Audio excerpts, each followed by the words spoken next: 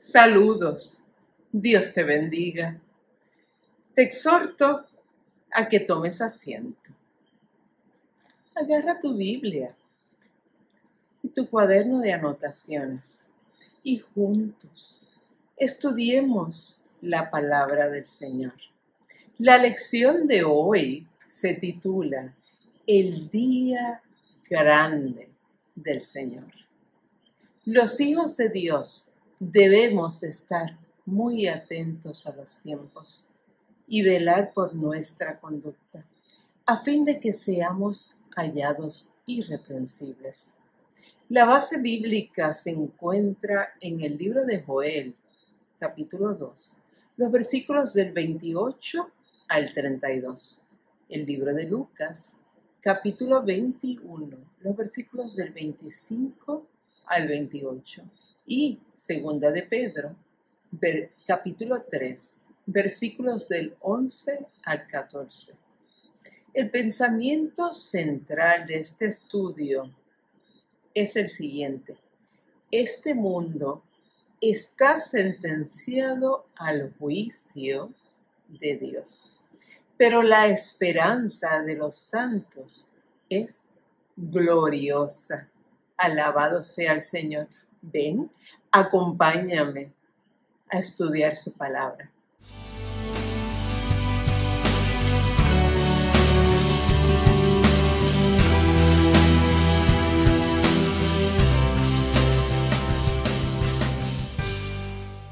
Hoy estaremos hablando sobre el día grande del Señor. Es importante que entendamos la naturaleza y el carácter de Dios. Cuando escudriñamos la palabra de Dios, encontramos a un Dios amoroso. Ciertamente, todos hemos experimentado el amor de Dios, pero también es un Dios santo y es un Dios justo. En la Biblia no podemos pasar por alto los juicios divinos que se nos presentan. Entre los eventos tenemos el gran diluvio y el arca de Noé. Nos dice Génesis, capítulo 6, versículos del 6 al 7. Y vio Jehová que la maldad de los hombres era mucha en la tierra, y que todo designio de los pensamientos del corazón de ellos era de continuo solamente el mal. Y se arrepintió Jehová de haber hecho hombre en la tierra, y le dolió en su corazón. Fijémonos cómo nos dice claramente este versículo. Miren, le dolió en el corazón. Esto nos expresa el dolor que siente Dios cuando es deshonrado por el hombre, cuando no siguen sus estatutos, cuando no les sirven en espíritu y en verdad, cuando le mienten, cuando le engañan, cuando le dan la espalda, cuando adoran a imágenes, cuando ponen otras cosas como primordiales en sus vidas en vez de Dios. Dios había tomado la decisión de raer al hombre de la faz de la tierra. Se arrepintió grandemente. Pero Dios encontró a un hombre justo entre todos. Y Noé con su familia fueron puestos a salvo. ¿Y qué pasó con los demás? Los demás perecieron porque su corazón y sus pensamientos eran de continuo el mal. Veamos otro ejemplo del gran juicio de Dios. Recientemente estudiamos la destrucción de Sodoma, Gomorra y las ciudades vecinas. Tal era la maldad del hombre en estas ciudades que Dios envió sus ángeles para destruirlas. Nos indica Génesis capítulo 19, versículo 13, que los ángeles le decían a Lot que iban a destruir ese lugar por cuanto el clamor había subido de punto delante de Jehová. Lot trató de salvar a sus yernos, pero estos no le hicieron caso. Les pareció que Lot se burlaba. Dios salvó a Lot y a sus hijas, pero los demás perecieron. Incluso su mujer se convirtió en estatua de sal. ¿Cuánto debemos de aprender de estos eventos? Dios es un Dios misericordioso, pero también es un Dios justo y su juicio se acerca. Hoy estaremos estudiando el gran día del Señor y este día se nos presenta como un día realmente espantoso. Comenzaremos leyendo los versículos del 28 al 29 del capítulo 2 de Joel. Pero antes de darle lectura, veamos quién era Joel. Es el hijo de Petuel y su nombre significa Jehová es Dios. Los destinatarios de su libro son principalmente Judá, el reino del sur, pero también todos los judíos y los gentiles. Se cree que fue escrito en Jerusalén para el 800 AC. Joel nos presenta el derramamiento del Espíritu de Dios. Leamos los versículos del 28 al 29. Y después de esto derramaré mi espíritu sobre toda carne, y profetizarán vuestros hijos y vuestras hijas. Vuestros ancianos soñarán sueños, y vuestros jóvenes verán visiones. Y también sobre los siervos y sobre las siervas derramaré mi espíritu en aquellos días. Sabemos que estos versículos hacen referencia al derramamiento del Espíritu Santo, que ocurre el día de Pentecostés, siendo esto el inicio de la iglesia, descrita por Lucas en el libro de Hechos, el capítulo 2. Esta profecía fue cumplida tal como Joel nos la profetizó. Continuemos leyendo los versículos del 30 al 31. Y daré prodigios en el cielo y en la tierra, sangre y fuego y columnas de humo. El sol se convertirá en tinieblas y la luna en sangre, antes que venga el día grande y espantoso de Jehová. Este día del Señor es precedido por eventos que marcan el comienzo del día grande y espantoso de Jehová. Estos eventos son para los que no le conocen ni invocan su nombre. En este evento, en el versículo 30, se hace referencia a columnas de humo, fuego y sangre, y nos recuerda cuando Dios sacó a su pueblo del cautiverio de los egipcios. Nos recuerda la manifestación de la santidad de Dios. El versículo 31 nos habla de eventos cósmicos sin precedentes que señalan el comienzo de su gran ira. Prodigios en el cielo y en la tierra. No sé si ustedes han presenciado en el cielo la luna roja. Durante la pandemia, en el mes de mayo, pudimos ver una superluna junto con un eclipse total de la luna. Durante este evento, la luna quedó directamente en la sombra de la Tierra y solo recibía la luz filtrada a través de la atmósfera de la Tierra. Esto le daba el efecto de color anaranjado rojizo a la luna. Miren, estas son señales de los últimos tiempos descritas en estos versículos. Pero Dios nos da esperanza a aquellos que se arrepienten y le invocan. Leamos ese versículo 32 y dice, y todo aquel que invocare el nombre de Jehová será salvo, porque en el monte de Sión y en Jerusalén habrá salvación, como ha dicho Jehová, y entre el remanente al cual él habrá llamado. Sin duda, Dios quiere llamar la atención de los hombres a la venida de Cristo.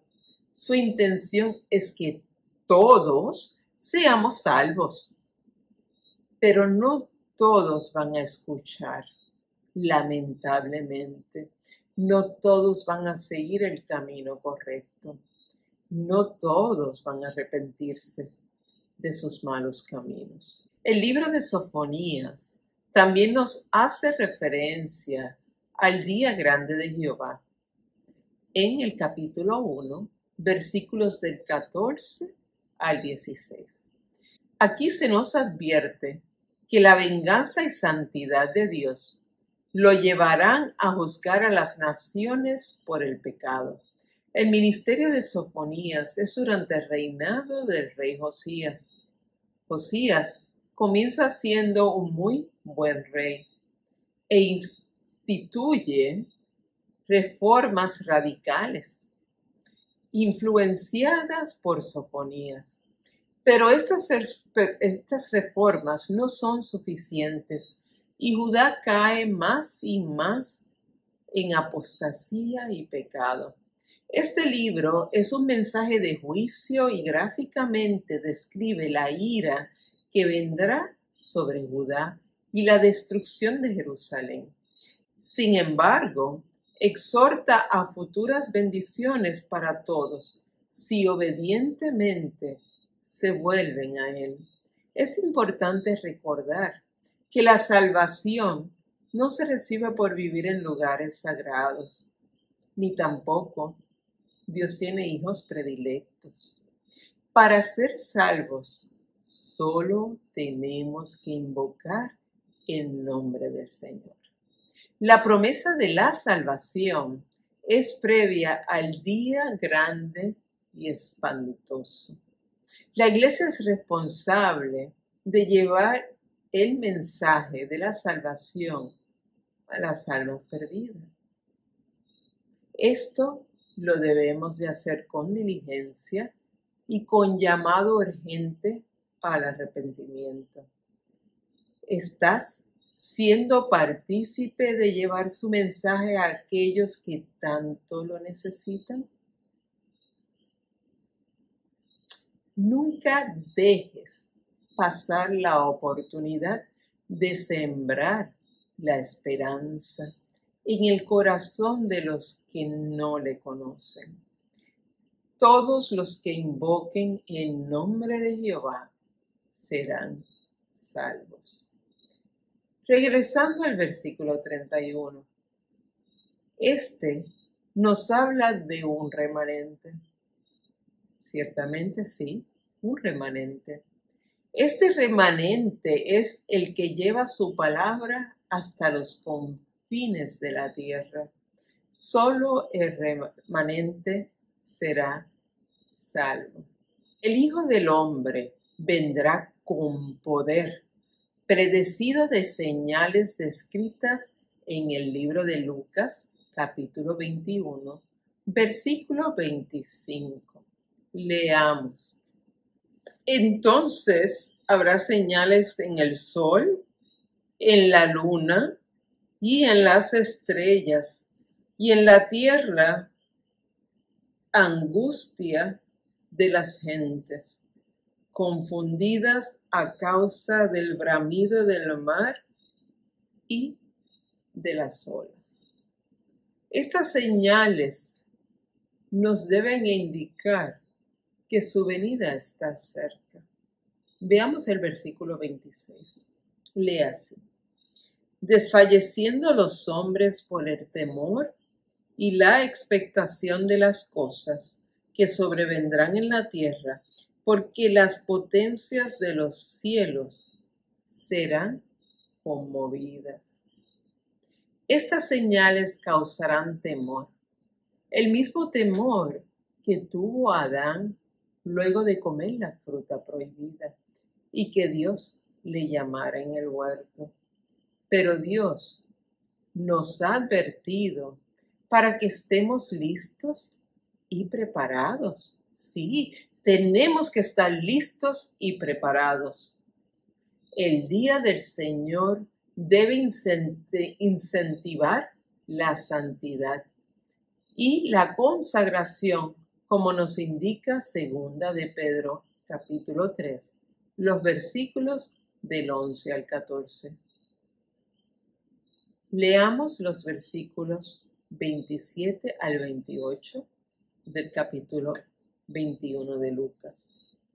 Entonces verán al Hijo del Hombre que vendrá en una nube con poder y gran gloria. Cuando estas cosas comiencen a suceder, erguíos y levantad vuestra cabeza, porque vuestra redención está cerca. Este evento se trata de la segunda venida de Cristo. Todos los hombres lo verán llegar. El Hijo del Hombre viene con gran poder y gloria y se hará evidente en los cielos, la tierra y el mar.